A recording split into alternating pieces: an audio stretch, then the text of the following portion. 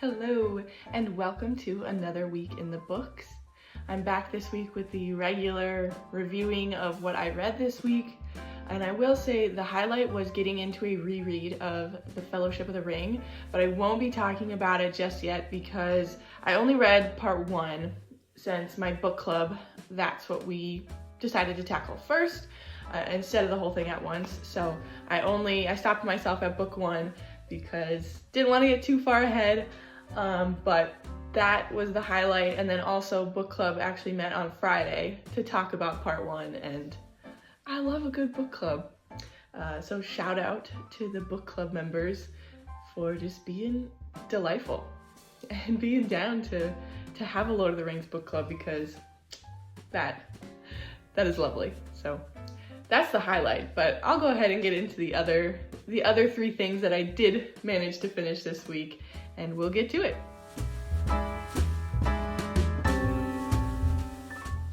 First up is a story called Where the Heart Should Be, and this is actually a 2025 publication. This came out in January of this year, and it is young adult historical fiction and told through verse instead of prose. And I am someone who every now and then enjoys picking up a novel in verse, just because I think they're refreshing. I think that they, at least the ones I've picked up, are well done. And I find that they are actually usually based, at least the ones that I've found, they're based on like historical events or real people. I love that kind of reading, and I think that novels in verse can be a fun way of meeting those historical figures in a way. And yeah, I just find that they're a lot of fun. So if you haven't ever picked up a novel in verse, I would go for it. It is, a different way of getting a story than in prose, but I think that it can be really, really well done. So that's what we have here. And we also have the story of Nell and Johnny. So those two characters are works of fiction, but they live in Ireland, and the year is 1846, and what is really real is the potato famine. And the story starts with Nell. She is a 16-year-old girl living in this Irish village. She's always lived there. That's like where her family is. And her dad is a farmer, but of course with the potato blight that hits his crops, like things go downhill for how he makes a living. And that's everyone in the village. Like no one's crops are saved from that, and so people are having a hard time not only getting food, but then like they have nothing to sell, so that way they can be making money to pay their rent and just make a living. And Nell she's hired as a scullery maid up at the Lord's house. He's the wealthiest person in the county or whatever it is, and she works in his kitchen. And while she is up there, she meets Johnny, who is the Lord's heir. He's the nephew of the Lord. And it's one of those like star-crossed lovers, wrong side of the tracks, like meet up sort of thing, where we've got this poor, like lovely lady living in the village, falling for the wealthy, handsome, highborn lad up at the house. And they of course have two very different experiences of what is happening in the village and in Ireland in general, with the fact that like Johnny never goes without food on the dinner table versus, Nell's family has very meager meals if they are able to get anything at all. And things just snowball, of course, impacting other people around the village.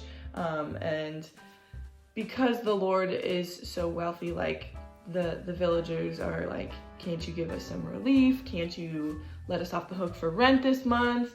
Anything, because we are not getting any aid elsewhere. We can't make a living, all this stuff. And the Lord is a very hard-hearted man, and so he's not having any of it. And next thing you know, there's some sort of plot that's being devised to do the Lord some harm, to also maybe steal some things for him. And Nell is caught sort of in a way between everyone she's ever grown up with in her family, and then like her budding affections for Johnny, and her realizing like he's not the same as his uncle. And so You get her making some difficult decisions, seeing the conflict all play out, and seeing her family affected. So this is a quick read. There's a lot of different interesting aspects to it, and if you are looking for a quick historical read, you might be interested in this one. The second thing is a reread, and that is of The Kite Runner. I read The Kite Runner for the first time, I want to say junior or senior year of high school. I know that it's been like a solid decade since I got into it, and I didn't love it when I first read it. It got 2 out of 5 stars on Goodreads from me, but I couldn't really remember all of the events or all of the impressions other than like negativity of that it didn't work for me. And so I picked it up to reread it because it is on the list for my classics project, and I felt like I couldn't give it an honest review if so much of it was fuzzy in my memory. So picked it up again, read it again, didn't like it again. I left it at the 2-star rating, but I gotta be real, I might drop that down to a 1 because so much of that story I just felt was not executed well, and also just frustrating in the fact that it was just like one trauma dump after another, and Amir is a very, very dislikable character who it seems that the author wants you to believe that like maybe he's not as bad as he is, or he's found redemption in the end and that we should like him. But Amir is just like constantly making terrible decisions and selfish decisions that have a lot of consequences for other people. And he feels guilty about them, but he's also like forever making the wrong choice, even though he has these thoughts about like, oh, this is how I could be, or this is how I should be, and then like never follows through on the things of what he should be doing for someone who has a conscience. Also, how they represented the like servant class and the servant characters in this story was just really kind of infuriating too, because like Hassan, for instance, who he's a character in the story who starts out as the son of the servant in Amir, who is the main character, and Amir's father's house. And Amir and Hassan are the same age. They grow up as kind of playmates. Amir has a lot of jealousy at times towards Hassan because Amir's father, Baba, sometimes just is maybe kinder or says something and gives affection to Hassan that Amir wishes he had for himself, because Amir is like forever struggling in that father-son dynamic of making his father proud and being a man the way that he thinks Baba wants him to be, all of that. But Hassan is portrayed as like his ultimate happiness can only come if like Amir is happy, and that there's nothing more that he wishes he could do with his life than serve Amir and make him comfortable and bring him his breakfast. And it just didn't come across well or even like compelling or dynamic.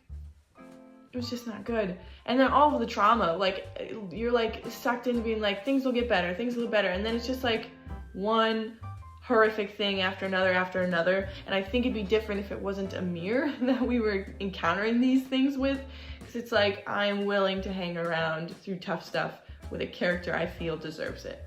And maybe that's kind of heartless of me, but I did not feel like Amir deserved my company. So I own this book, but I may donate it for someone who could enjoy it more, because I know a lot of people do enjoy this story. It's just, it is not for me. And last up is a book I thought that I read when I was in elementary school, but if that is the case, I don't remember anything of it aside from the main characters being who they are. But anyway, this book was The Wonderful Wizard of Oz, and I saw that it was available as an ebook at my library, so I was like, sure, that looks like it'll be a fun kind of refresher after coming off of Kite Runner, because, you know, it's not full of trauma, and it's just a kid's story, and so that could be good for my brain. My brain might need that.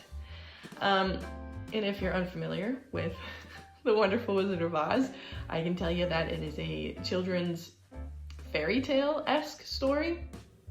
In the introduction, the author did say, though, that he wanted to just tell a story and not give a moral, because he thought that morals were taught with the education of the time. That was in 1900, I believe. But The Wizard of Oz still has some morals about like what you do with your brain, or what it means to have a heart, or what it takes to have courage. And I just don't think that the author was able to stick to his guns on that of no morals in my story. It's just gonna be fun. There were morals. And I don't know if there was a whole lot of fun for me during my read, because it just was sort of bland. There was a lot of telling instead of showing, not very dynamic characters, and not very complex solution finding. Like, I never really believed that Dorothy and the gang weren't going to be able to make their way to the Emerald City, or that their, you know, encounter with the Wicked Witch of the West wasn't gonna play out in their favor. I just think it was lost a little on me as an adult. And so I wish I could remember actually reading it as a kid, but I don't. And there were a lot of extra little bits that aren't in the movie that I definitely didn't remember reading about or knowing happened, which makes me think that all my memories, you know, are from the movie. But I do know that I read more books in the Oz universe, which is why I was like, oh, I'll reread this, or I guess read it for the first time now, and then maybe check out some of the other Oz books, because I do remember reading those and I was like, oh, these are almost more fun than the original Wonderful Wizard of Oz. So I think I still will go and find some other books in the Oz universe just to see, like, did I enjoy them because I was a kid and now as an adult they don't work for me, they don't age well with me, or is it just that The Wonderful Wizard of Oz doesn't hit like it should? I don't know. But anyhow, I'll report back, of course, to let you know my findings. I don't know if that'll be anytime soon though, because I'm not super eager to dive more into the world of Oz based on my reading experience of The Wonderful Wizard, but we'll see. And if not, you know what? More for the children. They can enjoy it to their heart's content, and that will be perfectly okay.